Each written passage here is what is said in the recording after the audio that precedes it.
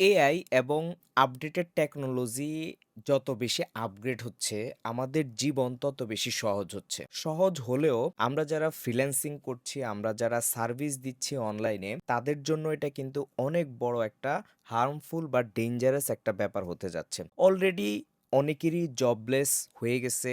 Simple কাজগুলোর এখন আর কোনো ভ্যালু নাই। কেউ কাউকে হায়ার করে না এইসব কাজের জন্য। কারণ এই জিনিসগুলো এআই করে দিচ্ছে। সো যেখানে এআই লাইফ এতটা সহজ করে দিচ্ছে, সেখানে আপনার এই ছোট, ছোট মাইক্রো স্কিলের জন্য কেউ এসে কিন্তু আপনাকে হায়ার করবে না। সো এই ব্যাপারগুলো খুব ইম্পোর্টেন্ট জিনিস। এই জায়গাটা থেকে আমাদের অনেক কিছু লার্নিং করার আছে। একটা সময়ে আমরা একটা স্কিল শিখেছি, সেটা নিয়ে আমরা মার্কেট প্লেসে হয়তোবা একটা প্রোফাইল খুলে বসে থাকলেও আমাদের কিছু না কিছু ইনকাম আসতো, কিছু না কিছু অর্ডার আসতো। সো তখনকার লাইফটা একটু ইজি ছিল। বাট বর্তমান যদি ২০২৫ সালে এসে আপনি চিন্তা করেন যে আপনি আপনার ওই মাইক্রো স্কিলটা দিয়ে ইনকাম করবেন বা আরো ভালো কিছু করবেন, এটা একদমই একটা বলা যায় যে এটা কোনো প্রকার মানি রিয়েলিটির মধ্যে পড়ে না। সো রিয়েলিটির মধ্যে যদি থাকতে চান, আপনাকে অবশ্যই আপগ্রেডেশন করতে হবে নিজেকে। যদি আপনি এখনই পার্সোনাল ব্র্যান্ডিং বলেন, সেলস অ্যান্ড মার্কেটিং বলেন, প্রত্যেকটা জিনিস যদি আপনি গুরুত্ব সহকারে না শিখেন, নিজেকে যদি সেল করতে না শিখেন, তাহলে আপনার এই ক্যারিয়ারটা পুরাটাই একটা ডিভাস্টেটিং একটা সিচুয়েশনে পড়ে যাবে। আমি যখন ফার্স্ট ফাইবারে কাজ করা শুরু করি, তখন আমার এক ভাইয়ের সাথে পরিচয় হয়েছিল। উনি খুব ভালো একটা জব করতো। তো পাশাপাশি হচ্ছে যে উনি একটা সাইড ইনকাম করতো ফাইবার থেকে। তখন হচ্ছে যে ডাটা এন্ট্রি, তারপর এই ছোট, ছোট কাজগুলোর অনেক ডিমান্ড ছিল। তো তিনি জব শেষ করে এই কাজগুলো কিন্তু করতে পারত।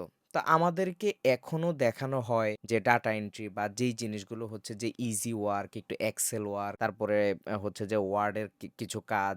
তো এই ধরনের জিনিসগুলো যখন আমাদেরকে এখনো বলা হয় যে শিখার জন্য বা পার্ট টাইম কাজ করে ইনকাম করা যাবে, এগুলো কিন্তু একেবারে টোটালি এখন বলা যায় যে স্বপ্নের মতো। এগুলো করে কোনোদিনও হচ্ছে যে এখন আর আপনি ওই সিচুয়েশনে যেতে পারবেন না। কারণ এই জিনিসগুলো ChatGPT এবং অন্যান্য টুলস গুলা কিন্তু অলরেডি খুব ইজিলি করে দিচ্ছে। সো হোয়াই সে আপনাকে হায়ার করবে? সো আগে এক সময় ছিল ছোট একটা স্কিল নিয়ে আপনি ফাইবার মার্কেট প্লেসে বসেছিলেন। হয়তোবা কেউ না কেউ এসে আপনার $৫ একটা অর্ডার দিয়ে ছোট একটা প্রজেক্ট আপনার থেকে করিয়ে নিয়েছে। বাট এখন সিচুয়েশন কিন্তু অনেক ডিফারেন্ট। এখন আপনাকে স্কিল গেইন করতে হবে। মার্কেটের সাথে, সাথে আপনার ওই স্কিলটাকে অনেক বেশি আপগ্রেড করতে হবে। ইভেন নিজেকে কিভাবে হচ্ছে যে এক্সপান্ড করা যায়, এই জিনিসগুলো আপনাকে খুব ভালোভাবে শিখতে হবে। সো নিজের যে স্কিলগুলো আছে সেগুলোকে প্রপারলি একটা হাই ভ্যালুর জায়গায় নিয়ে সেটাকে কিভাবে মার্কেটিং করতে হয় সেটা শিখে যদি আপনি কাজ করতে পারেন, তাহলেই আপনি এই প্রতিযোগিতামূলক ওয়ার্ল্ডে টিকে থাকতে পারবেন। আদারওয়াইজ ক্যারিয়ার বলা যায় যে খুব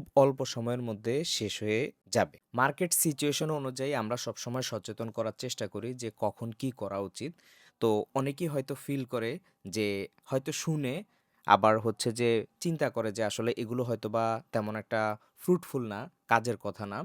বাট আমরা যারা কাজ করতেছি মার্কেটে, আমরা যারা এজেন্সি রান করতেছি, আমরা রিয়েল সিনারিও গুলো জানি। আমরা জানি যে কি হইতেছে। সো এই ব্যাপারগুলো আপনারা হচ্ছে যে একটু কনশাস না হলে দেখবেন যে খুবই ব্যাড সিচুয়েশন হয়ে যাবে। সো নিজেকে আপগ্রেড করার চেষ্টা করেন। এটা আমরা বলতেছি, এখনো বলতেছি। বাংলাদেশের অলরেডি অনেকেই হচ্ছে যে খুবই ব্যাড সিচুয়েশনে আছে। অনেকে এজেন্সি অফ করে দিয়েছে। অনেকে হচ্ছে যে ফ্রিল্যান্সিং এ ভালো ক্লায়েন্ট পাচ্ছে না। তো এই জিনিসগুলো হচ্ছে যে নিজেকে একটু এডুকেট করেন, পড়াশোনা করেন, স্কিলটাকে আপগ্রেড করেন। আদারওয়াইজ কিন্তু আপনি এই সেক্টরটাতে টিকে থাকতে পারবেন না। খুবই টাফ হয়ে যাবে। সো আপনাদের যদি এই রিলেটেড কোনো কোয়েশ্চেন থাকে, আপনারা কমেন্টে জানাতে পারেন। আমি সর্বোচ্চ চেষ্টা করব আপনাদেরকে হেল্প করার জন্য। Thanks everyone.